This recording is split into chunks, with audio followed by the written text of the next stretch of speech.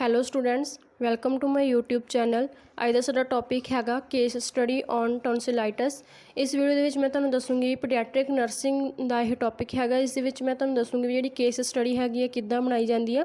ਟੌਂਸਿਲਾਈਟਸ topic ਵੀ ਇਹਦੇ ਵਿੱਚ ਪੂਰਾ ਡਿਸਕ੍ਰਾਈਬ ਕੀਤਾ ਜਾਊਗਾ ਅਤੇ ਤੁਹਾਨੂੰ ਕੰਟੈਂਟ ਵੀ ਮਿਲ ਜੂਗਾ ਵੀ ਕਿੱਦਾਂ ਕੇਸ ਸਟੱਡੀ ਬਣਾਈ ਦੀ ਹੈਗੀ ਹੈ। ਤਾਂ ਤੁਸੀਂ ਇਸ ਤੋਂ ਦੇਖ ਕੇ ਕੋਈ ਹੋਰ ਟੌਪਿਕ ਦਾ ਵੀ ਕੇਸ ਸਟੱਡੀ ਬਣਾ ਸਕਦੇ ਹੈਗੇ ਆ।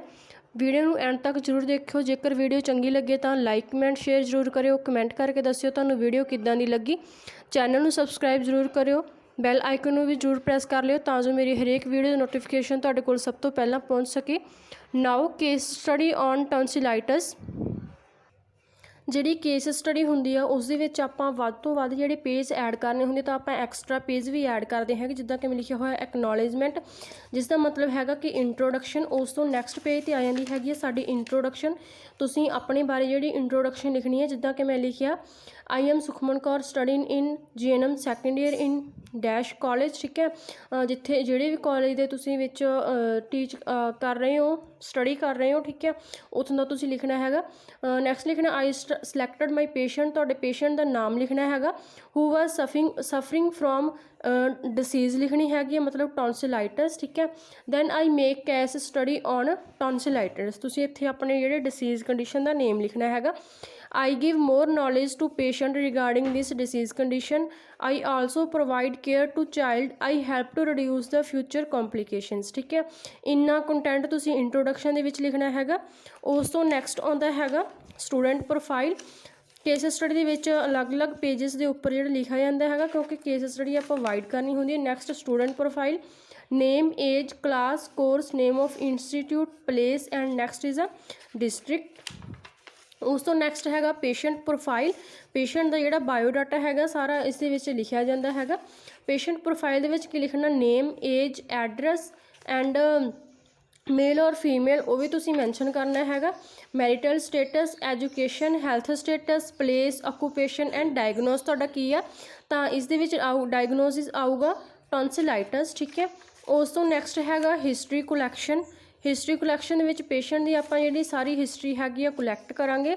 ਹਿਸਟਰੀ ਕਲੈਕਸ਼ਨ ਦੇ ਵਿੱਚ ਕੀ ਆ, ਸਭ ਤੋਂ ਪਹਿਲਾਂ identification data, name, age, address, name of the informant, ਜਿਹੜਾ ਚਾਈਲਡ ਦੇ ਬਾਰੇ ਆਪਾਂ ਨੂੰ ਇਨਫੋਰਮੇਸ਼ਨ ਦੇ ਰਿਹਾ ਹੈਗਾ ਉਸ ਦੇ ਬਾਰੇ। ਠੀਕ ਹੈ, relationship with child, date of admission, bed number, ward number, registration number and diagnosis, chief complaints ਕੀ ਹੈਗੀਆਂ ਉਹਦੀ ਡਿਸੀਜ਼ ਦੇ ਪ੍ਰਤੀ, ਜਿੱਦਾਂ ਕਿ ਫੀਵਰ। ਠੀਕ ਹੈ, ਕੋਈ ਜਿਹੜੀਆਂ ਤੁਹਾਡੀ ਡਿਸੀਜ਼ ਹੈਗੀ ਉਸ ਦੇ ਰਿਲੇਟਡ ਤੁਸੀਂ ਚੀਫ ਕੰਪਲੇਂਟਸ ਲਿਖਣੀਆਂ ਹੈਗੀਆਂ। ਤਾਂ ਟੌਂਸਿਲਾਈਟਸ ਦੀਆਂ ਕੀ ਚੀਫ ਕੰਪਲੇਂਟਸ ਆਉਣਗੀਆਂ, ਫੀਵਰ, ਹੈਡਏਕ, ਠੀਕ ਹੈ, ਫੀਵਰ ਫਰੋਮ 4 days ਅਤੇ ਪੇਨ ਇਨ ਨੈਕ, ਠੀਕ ਹੈ, ਸੋਰ ਥਰੋਟ, ਠੀਕ ਹੈ, ਇਹਦੀਆਂ ਚੀਫ ਕੰਪਲੇਂਟਸ ਆਉਣਗੀਆਂ। ਉਸ ਤੋਂ ਨੈਕਸਟ ਹੈਗਾ history of present illness or past illness. Present medical history ਦੇ ਵਿੱਚ ਕੀ ਆਊ, child come in the hospital with chief complaints. ਠੀਕ ਹੈ, ਚੀਫ ਕੰਪਲੇਂਟਸ ਕੀ ਆਉਣਗੀਆਂ, sore throat, fever. Present surgical history, there is no significant, ਹਜੇ ਤੱਕ ਜਿਹੜੀ ਹਿਸਟਰੀ ਸਰਜਰੀ ਨਹੀਂ ਹੋਈ ਹੈਗੀ ਆ। ਨੈਕਸਟ ਹੈਗਾ past medical history, child have no any past medical history. Past surgical history, child have no any past surgical history. Antenatal history ਕੀ ਆਊਗੀ, during the antenatal period of mother was healthy, taken balance diet. ਠੀਕ ਹੈ, ਇਹਦੇ ਵਿੱਚ ਤੁਸੀਂ ਐਂਟੀਨੇਟਲ history ਦੇ ਵਿੱਚ ਇਹ ਪੁਆਇੰਟ ਮੈਂਸ਼ਨ ਕਰਨੇ ਹੈਗੇ। ਨੈਕਸਟ ਹੈਗਾ ਨੇਟਲ ਹਿਸਟਰੀ।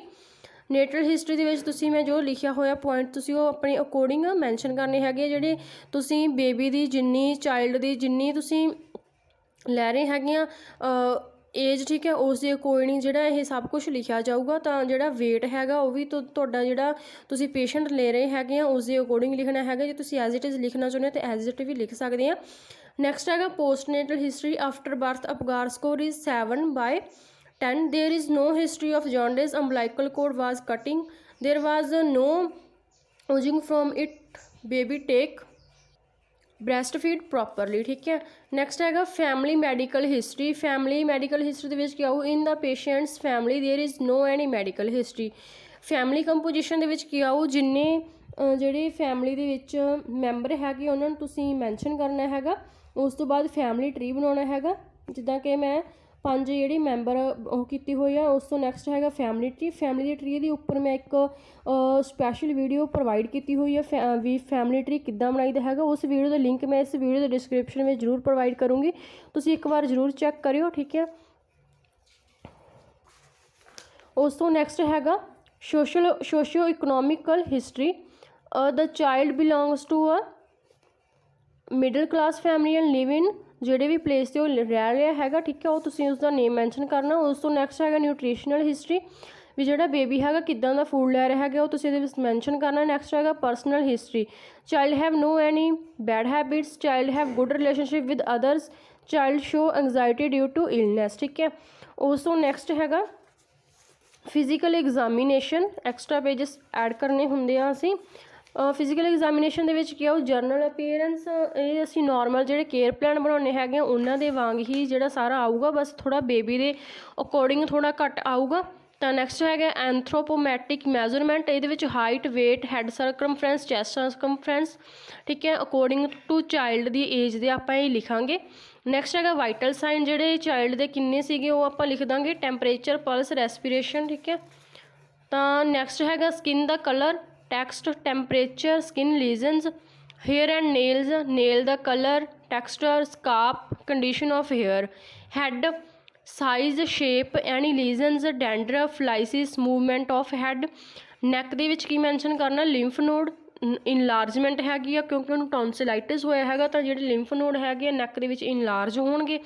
तो थायराइड ग्लैंड नॉर्मल हैगा, रेंज ऑफ मोशन भी प्रेजेंट हैगा, ठीक है। फेस दे विच की आऊ, शेप की है फेस दी नॉर्मल हैगी आ, टेंडरनेस की आ एबसेंट हैगी आ।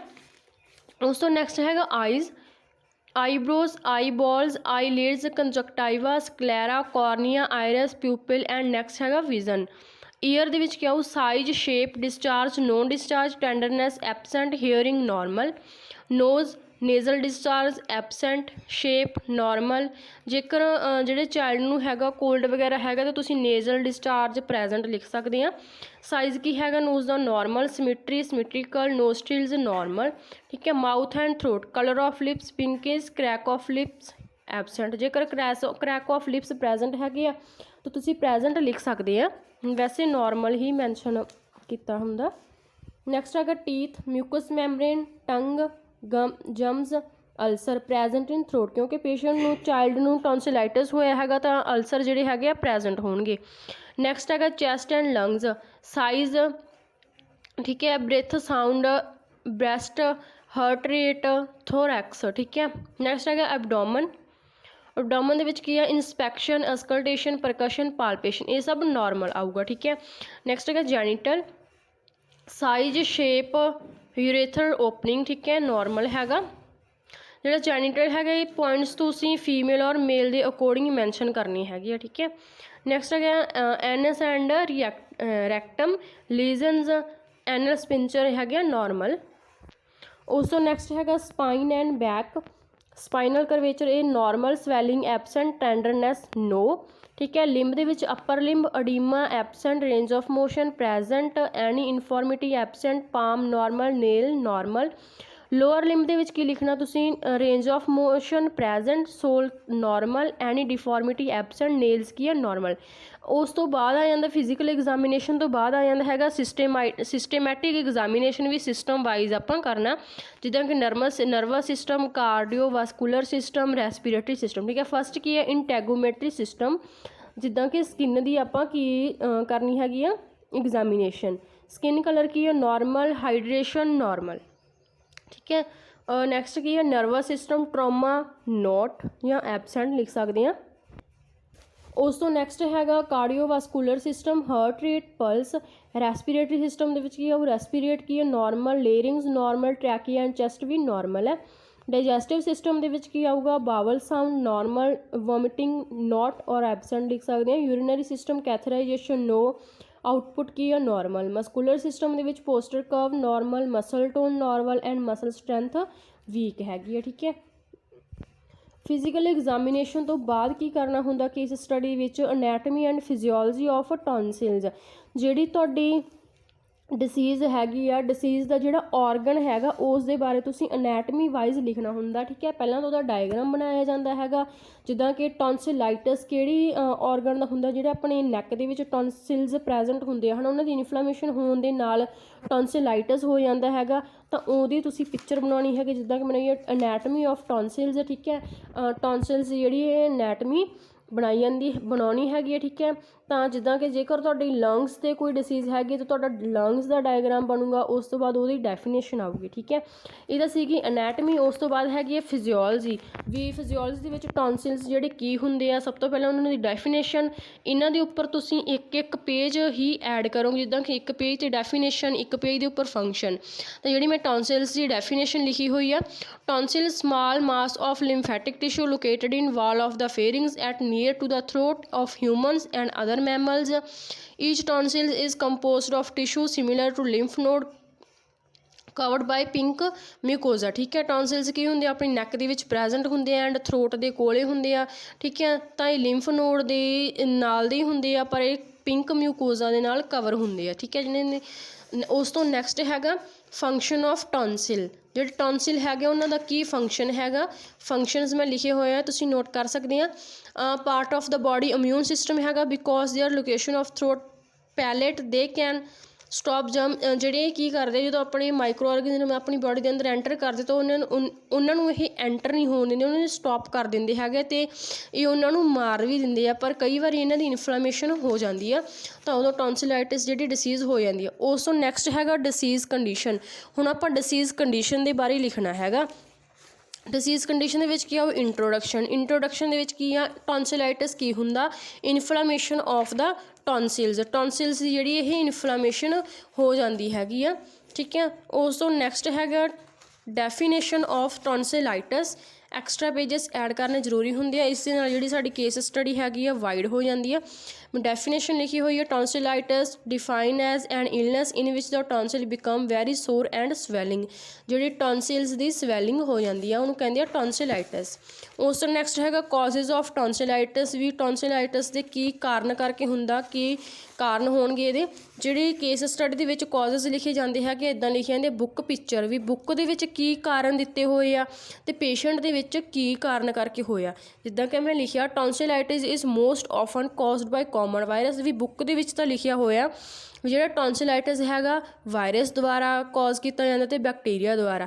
ਦ ਮੋਸਟ ਕਾਮਨ ਬੈਕਟੀਰੀਅਮ ਕਾਜ਼ਿੰਗ ਟੌਨਸਿਲਾਈਟਿਸ ਸਟ੍ਰੈਪਟੋਕੋਕਸ, ਵੀ ਜਿਹੜਾ ਇਹ ਹੈਗਾ ਇੱਕ ਤਾਂ ਵਾਇਰਸ ਦੁਆਰਾ ਕਾਜ਼ ਕੀਤਾ ਜਾਂਦਾ ਟੌਨਸਿਲਾਈਟਿਸ ਅਤੇ ਬੈਕਟੀਰੀਆ ਦੁਆਰਾ, ਅਤੇ ਬੈਕਟੀਰੀਆ ਦਾ ਨਾਮ ਕੀ ਹੈ, ਸਟ੍ਰੈਪਟੋਕੋਕਸ। ਤਾਂ ਜਿਹੜਾ ਚਾਈਲਡ ਦੇ ਵਿੱਚ ਕਾਹਦੇ ਕਰਕੇ ਹੋਇਆ, in child tonsillitis caused by streptococcus bacteria and also flu virus involved with responsible for cough and sneezing. ਵੀ ਪੇਸ਼ੈਂਟ ਨੂੰ ਜਿਹੜਾ ਟੌਨਸਿਲਾਈਟਿਸ ਤਾਂ ਹੋਇਆ ਹੈਗਾ ਸਟ੍ਰੈਪਟੋਕੋਕਸ ਬੈਕਟੀਰੀਆ ਕਰਕੇ, ਪਰ ਨਾਲ ਉਹਨੂੰ ਕਫ ਅਤੇ ਸਨੀਜਿੰਗ ਵੀ ਹੈਗੀ ਹੈ, ਤਾਂ ਉਹ ਕਾਹਦੇ ਕਰਕੇ ਹੋਈ ਹੈ, ਫਲੂ ਦੇ ਕਰਕੇ, ਠੀਕ ਹੈ। ਉਸ ਤੋਂ ਨੈਕਸਟ ਹੈਗਾ ਸਾਈਨ ਐਂਡ ਸਿੰਪਟਮਸ ਆਫ ਟੌਨਸਿਲਾਈਟਿਸ, ਠੀਕ ਹੈ। ਇਹ ਵੀ ਉੱਦਾਂ ਹੀ ਲਿਖਣੇ ਹੈਗੇ ਆ book picture and patient picture ਕਰਕੇ, ਵੀ ਬੁੱਕ ਦੇ ਵਿੱਚ ਕੀ ਦਿੱਤੇ ਹੋਏ ਆ ਸਾਈਨ ਐਂਡ ਸਿੰਪਟਮ। ਬੁੱਕ ਦੇ ਵਿੱਚ ਕਿਹਾ ਹੋਇਆ ਵੀ ਟੌਨਸਿਲਾਈਟਿਸ ਦੇ ਵਿੱਚ ਸੋਰ ਥਰੋਟ ਹੋ ਜਾਂਦਾ, ਫੀਵਰ ਹੁੰਦਾ, ਚਿਲਸ ਹੋ ਜਾਂਦੀਆਂ, ਰੈਡ ਇਨ ਲਾਰਜ ਔਰ ਸਵੈਲਿੰਗ ਟੌਨਸਿਲਸ ਹੋ ਜਾਂਦੀ ਆ, ਠੀਕ ਹੈ। ਨੋਜ਼ੀਆ, ਵੋਮਟਿੰਗ, ਮੈਂ 10 ਜਿਹੜੇ ਸਾਈਨ ਐਂਡ ਸਿੰਪਟਮ ਇਨਲਿਸਟ ਕੀਤੇ ਹੋਏ ਆ।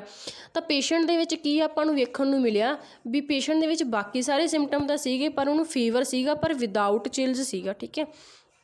ਤਾਂ ਇਹਨਾਂ ਦੇ ਵਿੱਚੋਂ ਜੇਕਰ ਕੋਈ ਨਹੀਂ ਵੀ ਹੈਗਾ ਤਾਂ ਤੁਸੀਂ ਕ੍ਰੋਸ ਕਰ ਸਕਦੇ ਹੋ, ਉੱਥੇ ਵੀ ਟਿਕ ਵੀ ਲਗਾ ਸਕਦੇ ਹੋ ਜਾਂ ਸੇਮ ਐਜ਼ ਵੀ ਤੁਸੀਂ ਲਿਖ ਸਕਦੇ ਆ। ਉਸ ਤੋਂ ਨੈਕਸਟ ਹੈਗਾ ਰਿਸਕ ਫੈਕਟਰਸ, ਵੀ ਜਿਹੜਾ ਟੌਨਸਿਲਾਈਟਿਸ ਹੈਗਾ ਕਿੰਨਾ ਨੂੰ ਹੋ ਸਕਦਾ ਹੈਗਾ। ਬੁੱਕ ਦੇ ਵਿੱਚ ਕੀ ਦਿੱਤਾ ਹੋਇਆ, ਲਿਵਿੰਗ ਔਰ ਵਰਕਿੰਗ ਇਨ ਅਰਬਨ ਇਨਵਾਇਰਮੈਂਟ, ਵੀ ਜਿਹੜਾ ਅਰਬਨ ਇਨਵਾਇਰਮੈਂਟ ਦੇ ਵਿੱਚ ਰਹਿਣਾ ਜਾਂ ਉੱਥੇ ਕੰਮ ਕਰਨਾ। ਵੀ ਜਿਹੜਾ ਪੇਸ਼ੈਂਟ ਹੈਗਾ ਜਿਹੜੇ ਡਾਇਬਟੀਜ਼ ਤੋਂ ਸਫਰ ਕਰ ਰਹੇ ਹੈਗੇ ਆ, ਕਾਰਡੀਅਕ ਡਿਸੀਜ਼ ਤੋਂ ਸਫਰ ਕਰ ਰਹੇ ਆ, ਓਬੈਸਿਟੀ ਹੈਗੀ, ਓਵਰਵੇਟ ਹੈਗਾ, ਠੀਕ ਹੈ, ਜਿਨ੍ਹਾਂ ਦਾ ਇਮਿਊਨ ਸਿਸਟਮ ਵੀਕ ਹੈਗਾ, ਠੀਕ ਹੈ, ਕੋਲਡ ਕਲਾਈਮੇਟ ਦੇ ਵਿੱਚ ਰਹਿੰਦੇ ਹੈਗੇ ਆ, ਜਾਂ ਸਮੋਕਿੰਗ ਦਾ ਯੂਜ਼ ਕਰਦੇ। ਤਾਂ ਚਾਈਲਡ ਦੇ ਵਿੱਚ ਕੀ ਸੀਗਾ, ਚਾਈਲਡ ਜਿਹੜਾ ਸੀਗਾ live in urban area nearest to the polluted area, ਠੀਕ ਹੈ। ਤਾਂ ਚਾਈਲਡ ਨੂੰ ਡਾਇਬਟੀਜ਼ ਵੀ ਨਹੀਂ ਸੀਗਾ, ਕਾਰਡੀਅਕ ਡਿਸੀਜ਼ ਵੀ ਨਹੀਂ ਸੀਗੀ, ਠੀਕ ਹੈ, ਓਬੈਸਿਟੀ ਸੀਗੀ ਪਰ ਓਵਰਵੇਟ ਨਹੀਂ ਸੀਗਾ, ਪਰ ਉਹਦਾ ਜਿਹੜਾ ਇਮਿਊਨ ਸਿਸਟਮ ਸੀਗਾ ਉਹ ਵੀਕ ਸੀਗਾ, ਮੈਂ ਯੈਸ ਲਿਖਿਆ ਹੋਇਆ। ਤਾਂ ਉਹ ਕੂਲਰ ਏਰੀਆ ਦੇ ਵਿੱਚ ਵੀ ਨਹੀਂ ਰਹਿੰਦੇ ਸੀਗੇ, ਕੂਲ ਕਲਾਈਮੇਟ ਦੇ ਵਿੱਚ ਵੀ ਨਹੀਂ ਰਹਿੰਦੇ ਸੀ, ਅਤੇ ਸਮੋਕਿੰਗ ਵੀ ਨਹੀਂ ਕਰਦੇ ਸੀ, ਤਾਂ ਉੱਥੇ ਮੈਂ ਨੋ ਕਰ ਦਿੱਤਾ, ਠੀਕ ਹੈ। ਉਸ ਤੋਂ ਨੈਕਸਟ ਹੈਗਾ ਟਾਈਪਸ ਆਫ ਟੌਨਸਿਲਾਈਟਸ। ਜਿਹੜਾ ਟੌਨਸਿਲਾਈਟਸ ਡਿਸੀਜ਼ ਹੈਗੀ ਉਹ ਕਿੰਨੀਆਂ ਟਾਈਪਸ ਦਾ ਹੁੰਦਾ, ਬੁੱਕ ਦੇ ਵਿੱਚ ਕੀ ਦਿੱਤਾ ਹੋਇਆ ਗਾ, ਠੀਕ ਹੈ। ਟਾਈਪਸ ਕੀ ਆ, ਵਾਇਰਲ ਟੌਨਸਿਲਾਈਟਸ ਤੇ ਬੈਕਟੀਰੀਆ ਟੌਨਸਿਲਾਈਟਸ, ਠੀਕ ਹੈ। ਇਹ ਕਾਜ਼ਿਸ ਦੇ ਵਾਂਗ ਹੀ ਆ ਗਿਆ ਵੀ 2 ਟਾਈਪਸ ਦਾ ਹੁੰਦਾ, ਕਿਸੇ ਨੂੰ ਕਿਹੜਾ ਹੋ ਸਕਦਾ, ਕਿਸੇ ਨੂੰ ਕਾਹਦੇ ਕਰਕੇ। ਵਾਇਰਸ ਦਾ ਜਿਹੜਾ ਹੁੰਦਾ 70% ਜਿਹੜਾ ਟੌਨਸਿਲਾਈਟਸ ਆ ਵਾਇਰਸ ਕਰਕੇ ਹੀ ਹੁੰਦਾ ਹੈਗਾ, ਜਿਹੜਾ ਫਲੂ ਇਨਫਲੂਐਂਜਾ ਵਾਇਰਸ ਹੈਗਾ। ਬੈਕਟੀਰੀਆ ਟੌਨਸਿਲਾਈਟਸ ਕੀ ਹੈਗਾ ਵੀ ਅਦਰ ਕਾਜ਼ਿਸ ਦੇ ਵਿੱਚ, ਕੇਸਿਸ ਦੇ ਵਿੱਚ ਜਿਹੜਾ ਟੌਨਸਿਲਾਈਟਸ ਹੈਗਾ ਸਟ੍ਰੈਪਟੋਕੋਕਸ ਬੈਕਟੀਰੀਆ ਦੁਆਰਾ ਕਾਜ਼ ਕੀਤਾ ਜਾਂਦਾ ਹੈਗਾ। ਤਾਂ ਪੇਸ਼ੈਂਟ ਦੇ ਵਿੱਚ ਆਪਾਂ ਨੂੰ ਕੀ ਵੇਖਣ ਨੂੰ ਮਿਲਿਆ, ਚਾਈਲਡ ਨੂੰ ਟੌਨਸਿਲਾਈਟਸ ਤਾਂ ਸੀਗਾ ਜਿਹੜਾ ਬੈਕਟੀਰੀਆ ਦੁਆਰਾ ਕਾਜ਼ ਕੀਤਾ ਗਿਆ ਸੀ, ਜਿਸ ਦਾ ਨਾਮ ਸੀ ਸਟ੍ਰੈਪਟੋਕੋਕਸ ਬੈਕਟੀਰੀਆ। ਉਸ ਤੋਂ ਨੈਕਸਟ ਹੈਗਾ ਡਾਇਗਨੋਸਟਿਕ ਇਵੈਲੂਏਸ਼ਨ, ਵੀ ਆਪਾਂ ਜਿਹੜੀ ਲੈਬੋਰਟਰੀ ਟੈਸਟ ਜਿਨ੍ਹਾਂ ਨੂੰ ਆਪਾਂ ਲਿਖਦੇ ਹੁੰਦੇ ਹਾਂ ਕੇਅਰ ਪਲਾਨ ਦੇ ਵਿੱਚ, ਇਸ ਦੇ ਵਿੱਚ ਆਪਾਂ ਡਾਇਗਨੋਸਟਿਕ ਇਵੈਲੂਏਸ਼ਨ ਲਿਖਣਾ। ਇਸ ਦੇ ਵਿੱਚ ਕਿੱਦਾਂ ਲਿਖਣਾ ਡਾਇਗਨੋਸਟਿਕ ਇਵੈਲੂਏਸ਼ਨ, ਬੁੱਕ ਦੇ ਵਿੱਚ ਕੀ ਆਪਾਂ ਕਰਦੇ ਹਾਂ, ਹਿਸਟਰੀ ਕਲੈਕਸ਼ਨ ਕਰਦੇ ਹਾਂ, ਫਿਜ਼ੀਕਲ ਐਗਜ਼ਾਮੀਨੇਸ਼ਨ ਕਰਦੇ ਹਾਂ, CBC ਕਰਦੇ ਹਾਂ, ਰੈਪਿਡ ਸਟੈਪ ਟੈਸਟ ਕਰਦੇ ਆ, CT ਸਕੈਨ ਕਰਦੇ ਆ, ਐਕਸਰੇ ਐਂਡ MRI, ਠੀਕ ਹੈ। ਤਾਂ ਚਾਈਲਡ ਦੇ ਵਿੱਚ ਆਪਾਂ ਕੀ ਕੀਤਾ, ਬਾਕੀ ਸਾਰੇ ਟੈਸਟ ਕਰਵਾਏ ਗਏ ਪਰ MRI ਆਪਾਂ ਨਹੀਂ ਕਰਵਾਈ ਕਿਉਂਕਿ ਡਾਕਟਰ ਨੇ ਪ੍ਰਿਸਕ੍ਰਾਈਬ ਨਹੀਂ ਕੀਤੀ ਸੀਗੀ, ਠੀਕ ਹੈ। ਉਸ ਤੋਂ ਨੈਕਸਟ ਹੈਗਾ ਮੈਨੇਜਮੈਂਟ, ਜਿਹੜੀ ਟੌਨਸਿਲਾਈਟਸ ਦੀ ਹੈਗੀ ਹੈ ਮੈਨੇਜਮੈਂਟ ਆਪਾਂ ਕਿੱਦਾਂ ਕਰ ਸਕਦੇ ਹਾਂ। ਸਭ ਤੋਂ ਪਹਿਲਾਂ ਹੈਗੀ ਹੈ ਮੈਡੀਕਲ ਮੈਨੇਜਮੈਂਟ। ਮੈਡੀਕਲ ਮੈਨੇਜਮੈਂਟ ਦੇ ਵਿੱਚ ਬੁੱਕ ਪਿਕਚਰ ਦੇ ਆਪਾਂ ਵਿੱਚ ਕੀ ਕਰਦੇ ਹਾਂ, ਕੀਮੋਥੈਰੇਪੀ ਦਿੰਦੇ ਹਾਂ, ਬਾਇਓਲੋਜੀਕਲ ਥੈਰੇਪੀ ਦਿੰਦੇ ਹਾਂ, ਠੀਕ ਹੈ। ਤਾਂ ਇਹਦੇ ਵਿੱਚ ਜਿਹੜੀ ਆਪਾਂ ਪੇਸ਼ੈਂਟ ਨੂੰ ਕੀਮੋਥੈਰੇਪੀ ਆਪਾਂ ਪ੍ਰੋਵਾਈਡ ਕੀਤੀ ਸੀਗੀ, ਬਾਇਓਲੋਜੀਕਲ ਥੈਰੇਪੀ ਨਹੀਂ ਦਿੱਤੀ। ਕੀਮੋਥੈਰੇਪੀ ਮਤਲਬ ਕਿ ਮੈਡੀਸਿਨ ਦੇ ਨਾਲ, ਠੀਕ ਹੈ। ਮੈਡੀਸਿਨ ਆਪਾਂ ਉਹਨੂੰ ਕਿਹੜੀਆਂ ਦਿੱਤੀਆਂ, ਅਨਾਲਜੈਸਿਕਸ ਦਿੱਤੀਆਂ ਪੇਸ਼ੈਂਟ ਨੂੰ, ਠੀਕ ਹੈ। ਪੈਨਸਿਲਿਨ ਪ੍ਰੋਵਾਈਡ ਕੀਤੀਆਂ, ਐਂਟੀਬਾਇਓਟਿਕ ਪ੍ਰੈਸਕ੍ਰਾਈਬ ਕੀਤੇ ਡਾਕਟਰ ਨੇ, ਠੀਕ ਹੈ। ਉਸ ਤੋਂ ਬਾਅਦ ਹੈਗਾ ਨੈਕਸਟ ਹੈਗਾ ਸਰਜੀਕਲ ਮੈਨੇਜਮੈਂਟ। ਜਿਹੜੀ ਸਰਜੀਕਲ ਮੈਨੇਜਮੈਂਟ ਹੁੰਦੀ ਹੈ ਟੌਨਸਿਲਸ ਦੀ, ਟੌਨਸਿਲੈਕਟਮੀ ਕਿਹਾ ਜਾਂਦਾ ਉਹਨੂੰ, ਠੀਕ ਹੈ। ਜਿਹਦੇ ਕਰਕੇ ਪੈਲਟ ਦੇ ਵਿੱਚੋਂ ਰਿਮੂਵ ਕਰ ਦਿੱਤੇ ਜਾਂਦੇ ਆਪਾਂ ਪੈਲੇਟਾਈਨ ਟੌਨਸਿਲਸ ਨੂੰ ਆਪਾਂ ਰਿਮੂਵ ਕਰ ਦਿੰਦੇ ਹਾਂ, ਹੈ ਨਾ, ਕਿਉਂਕਿ ਜਦੋਂ ਜ਼ਿਆਦਾ ਸੀਵੀਅਰ ਕੰਡੀਸ਼ਨ ਹੋ ਜਾਂਦੀ ਤਾਂ ਉਦੋਂ ਰਿਮੂਵ ਕਰ ਦਿੱਤੇ ਜਾਂਦੇ ਆ। ਅਤੇ ਮੈਂ ਇੱਥੇ ਲਿਖਿਆ ਹੋਇਆ ਸਰਜਰੀਜ਼ ਪਰਫੋਰਮਡ, ਤਾਂ ਤੁਸੀਂ ਵੀ ਇੱਦਾਂ ਵੀ ਲਿਖ ਸਕਦੇ ਹਾਂ ਸਰਜਰੀ ਇਜ਼ ਨੋਟ ਪਰਫੋਰਮ, ਠੀਕ ਹੈ, ਵੀ ਸਰਜਰੀ ਨਹੀਂ ਕੀਤੀ ਗਈ ਸੀਗੀ। ਜੇਕਰ ਕੀਤੀ ਗਈ ਸੀ ਤੁਸੀਂ ਯੈਸ ਵੀ ਲਿਖ ਸਕਦੇ ਹਾਂ ਔਰ ਨੋ ਵੀ ਲਿਖ ਸਕਦੇ ਹੈਗੇ ਆ। ਉਸ ਤੋਂ ਨੈਕਸਟ ਹੈਗਾ ਨਰਸਿੰਗ ਮੈਨੇਜਮੈਂਟ, ਜਿਹੜੀ ਆਪਾਂ ਨਰਸ ਦੀ ਰਿਸਪੋਂਸੀਬਿਲਿਟੀ ਕੀ ਹੁੰਦੀ ਆ, ਉਹਨੇ ਕਿੱਦਾਂ ਮੈਨੇਜਮੈਂਟ ਕਰਨੀ ਆ। ਬੁੱਕ ਪਿਕਚਰ ਦੇ ਵਿੱਚ ਕੀ ਦਿੱਤਾ ਹੋਇਆ, nursing care for the child tonsillectomy is described below. Promoting airway clearance, ਜਿਹੜਾ ਉਹਦਾ ਏਅਰਵੇ ਕਲੀਅਰ ਕਰੂਗੀ, ਫਲੂਇਡ ਵੋਲੀਅਮ ਮੇਨਟੇਨ ਕਰੂਗੀ, ਬਲੀਡਿੰਗ ਨੂੰ ਕੰਟਰੋਲ ਕਰਨਾ, ਪੇਨ ਤੋਂ ਉਹਨੂੰ ਰਿਲੀਫ ਦਿਵਾਉਣਾ, ਠੀਕ ਹੈ। ਸੰਕਸ਼ਨਿੰਗ ਕਰਨੀ ਹੈਗੀ ਹੈ, ਜੇਕਰ ਕੋਈ ਵੀ ਉਹਦੇ ਸਕ੍ਰੀਸ਼ਨਸ ਵਗੈਰਾ ਹੈਗੀਆਂ ਤਾਂ ਸਕਸ਼ਨਿੰਗ ਦੇ ਨਾਲ ਆਪਾਂ ਨੂੰ ਰਿਮੂਵ ਕਰ ਦੇਣਾ। Encourage the child to take fluid in more amount, provide analgesics to reduce pain, maintain personal hygiene if necessary. ਤਾਂ ਚਾਈਲਡ ਪਿਕਚਰ ਦੇ ਵਿੱਚ ਕੀ ਆਪਾਂ ਸਾਰੀ ਜਿਹੜੀਆਂ ਸੀਗੀਆਂ ਡਿਊਟੀਜ਼ ਪਰਫੋਰਮ ਕੀਤੀਆਂ, ਅਨਾਲਜੈਸਿਕਸ ਵੀ ਪ੍ਰੋਵਾਈਡ ਕੀਤੀਆਂ, ਠੀਕ ਹੈ। ਉਸ ਤੋਂ ਨੈਕਸਟ ਹੈਗਾ ਨਰਸਿੰਗ ਡਾਇਗਨੋਸਿਸ, ਜਿਸ ਦੇ ਵਿੱਚ ਆਪਾਂ ਨਰਸਿੰਗ ਕੇਅਰ ਪਲਾਨ ਬਣਾਉਂਦੇ ਹੁੰਦੇ ਹਾਂ, ਠੀਕ ਹੈ। ਆਪਾਂ ਮੈਡੀਕਲ ਕੇਅਰ ਪਲਾਨ ਦੇ ਵਿੱਚ ਵੀ ਬਣਾਉਂਦੇ ਹੁੰਦੇ ਹਾਂ। ਨਰਸਿੰਗ ਡਾਇਗਨੋਸਿਸ ਜਿਹੜੇ ਹੈਗੇ ਆ, ਮੈਂ 4 ਨਰਸਿੰਗ ਡਾਇਗਨੋਸ ਇਨਲਿਸਟ ਕੀਤੇ ਹੋਏ ਹੈਗੇ ਆ। ਇਹਨਾਂ ਦੀ ਮੈਂ ਇੱਕ ਅਲੱਗ ਤੋਂ ਨਰਸਿੰਗ ਡਾਇਗਨੋਸਿਸ ਦੀ ਕੇਅਰ ਪਲਾਨ ਦੇ ਲਈ ਵੀ ਵੀਡੀਓ ਪ੍ਰੋਵਾਈਡ ਕੀਤੀ ਹੋਈ ਹੈ। ਉਸ ਵੀਡੀਓ ਦੀ ਲਿੰਕ ਵੀ ਮੈਂ ਇਸ ਵੀਡੀਓ ਡਿਸਕ੍ਰਿਪਸ਼ਨ ਵਿੱਚ ਪ੍ਰੋਵਾਈਡ ਕਰ ਦੂੰ, ਤੁਸੀਂ ਜ਼ਰੂਰ ਦੇਖਿਓ, ਠੀਕ ਹੈ। ਜਿਹੜੇ 4 ਤੁਸੀਂ ਨੋਟ ਕਰ ਸਕਦੇ ਹੈਗੇ ਆ।